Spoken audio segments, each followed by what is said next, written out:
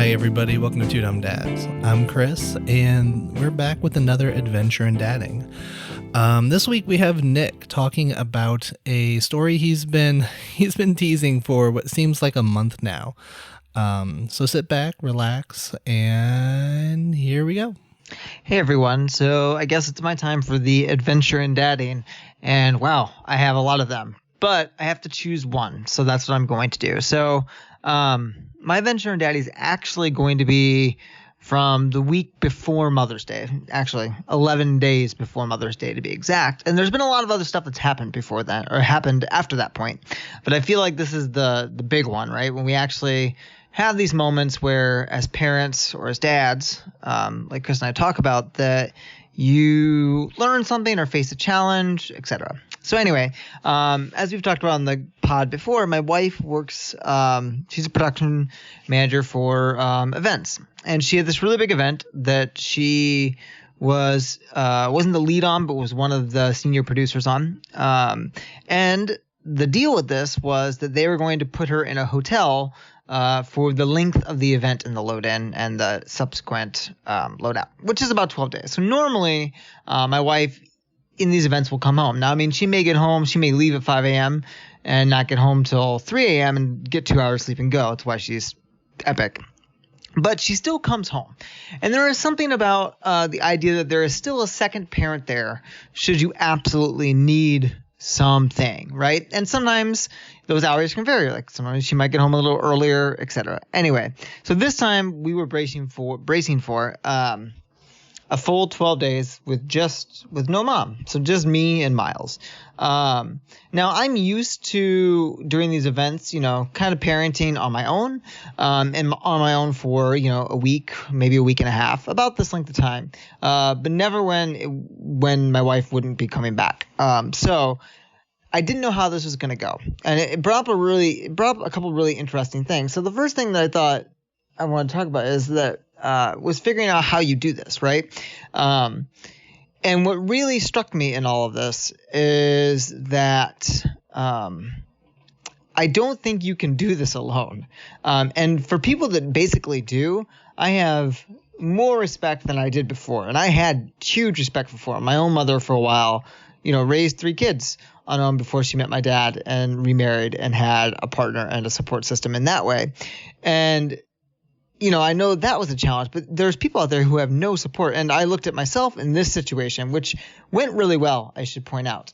I still had help from, Chris and his wife in terms of getting Miles back home, or if I absolutely need to, I could have had them get picked up or dropped off.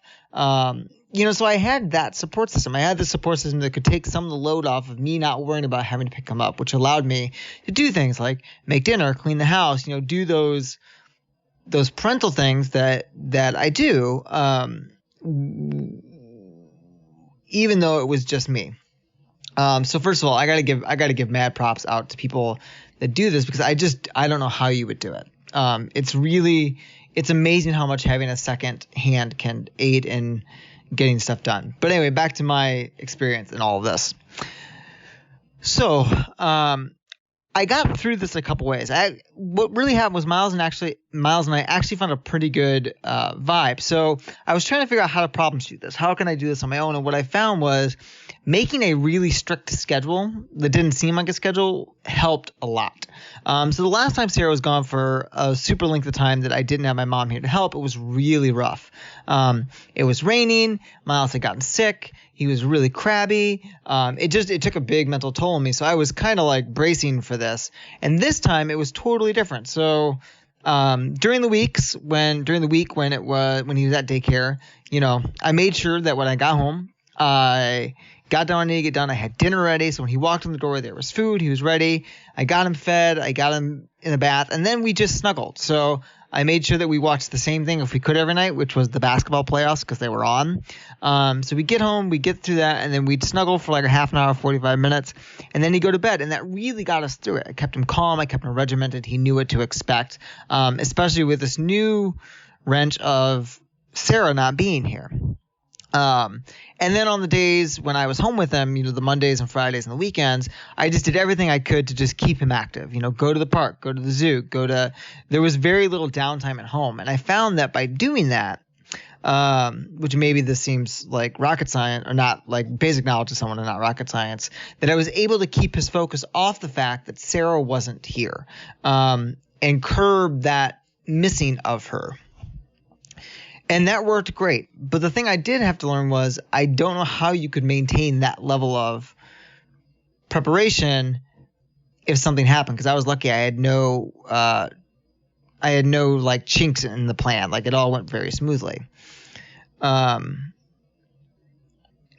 it also made me realize, and this sounds weird, that I can do this, right? That while I have my flaws,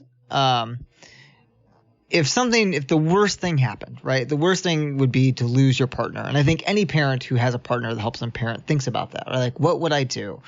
Outside of financial stuff and your own emotional heartache from this moment, it's how do you raise a child? Like, how do you even do that? And I've had this thought so many times of, what if something happened to my partner? How would I ever raise my son? How would I be a good parent? And what I realized in this short amount of time is that I am capable. And that's hugely empowering as a parent to understand that, like, you figure it out and you get through it. And it's not something that, I'm not like, yeah, spouse, go away for 12 days. No, it sucks. I was so happy to have my wife back, even if it did take her 2 days to recover. Just because you have that added hand. And Miles was ecstatic when she got home, but it made me realize that I can parent, and I totally would fuck up and make some mistakes along the way. But if I had to, it was like a soft run, right? A soft opening that, I'm doing this, right? That I'm doing this parenting thing, that I've starting to figure it out, and that at least in the phase he's in right now, I have some understanding of how to get my son through something that's hard both for me and for him. And that's really fucking cool. And that's a really great thing to learn as a parent, that you can do this and you are capable, because that's the fear that I know I have, and I know my wife has, that what do you do if that other parent is gone? For any amount of time, really. And then the other thing I found really interesting in this whole thing is I also got to experience what it's like to put that parent back into your dynamic, right? To have another person there, because the pros of all having two people there is you have help, right? Is you have someone to bounce ideas off of and help shoulder the load of a child that's just a lot of work. I mean, there's no one will tell you that having a kid's not a lot of work, but what I did find interesting, and I kind of wondered how this would be, is you also then have the ways that other person wants to parent, right? Which when you're together and you're co-parenting all the time, like, it's kind of an unspoken language. But when that person leaves and then it's just you, and you have to be like, okay, how do I do this? Just me, no co-parenting. I got to do this myself.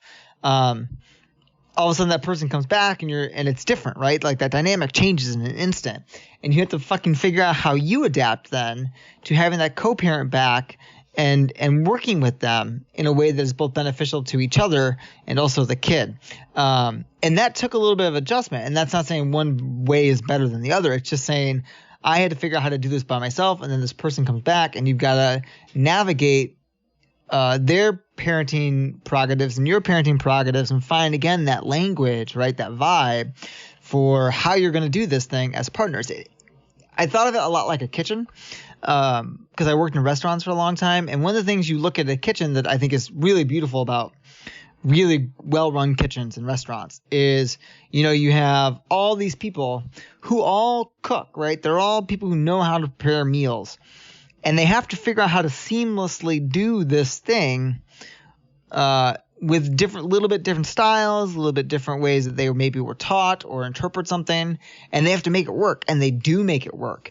And restaurants work that way in general, because then you have a back of house who are making food, front of house serving food, managers. Everyone's making this gear shift work. And I think parenting is kind of like that on a smaller scale. You have what you want to parent, now you want to parent what you think is important. You have your way your partner wants to parent, what they think is important, and both ways are valid and good. And you strengthen each other in the things that work really well, and you try to support each other in the things that you're not as good at. And eventually you find a good like rhythm to all this. And then like a restaurant, if you leave and you leave for 6 months, even though you know how to do it, you go back to the restaurant, because I've done this. You go back to the restaurant after 6 months.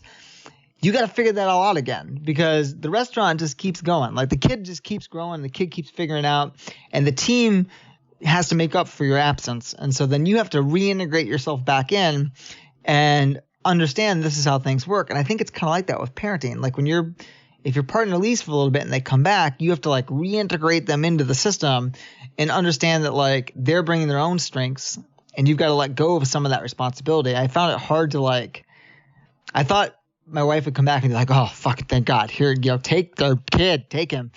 But no, it was more like, oh, but I've been doing this. Oh, you're going to do that. Okay. Cool. Okay.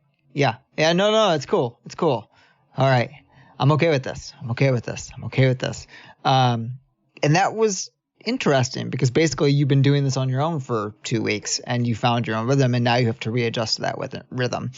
So in general, it was a really interesting experience. I definitely am not a big fan of not having my wife for 12 days, because it sucks in a lot of ways too, but it gave me a lot of confidence as a parent. And it really forced me to find out how to manage my life in a different way, that I could help my son get through that, get him through that period of time as well. And I think I did a good job. I think I did a good job at mitigating the missing of his mom as much as I could, by keeping him busy and by making a really firm schedule for him to stick to. Though there were still a lot of challenges, like trying to get to work in the morning. I pretty much had to give up the idea that I was ever going to get out of the door in the time that I wanted. So anyway, that's my adventure in dadding. 12 days on my own, or 11 days. Sarah did get to come home one night. So 11 days on my own with me and my tiny tyrant, my tiny human, my dude that I love a lot. And we did it, and we survived. And then we got mom back, and that's been fucking awesome, because it's so much easier with two people. And props to anyone who does it without a support system that can really help them, because man, those are some fucking super heroes. All right. Hope everyone enjoyed. Later. All right. I think that's going to do it for us this week. You can find me at Chris Mossigan on Twitter. You can find Nick at nwestemeyer on Twitter. And you can find us at 2dumbdads.com and at the number 2_dumb_dads on Twitter. Until next time, be well.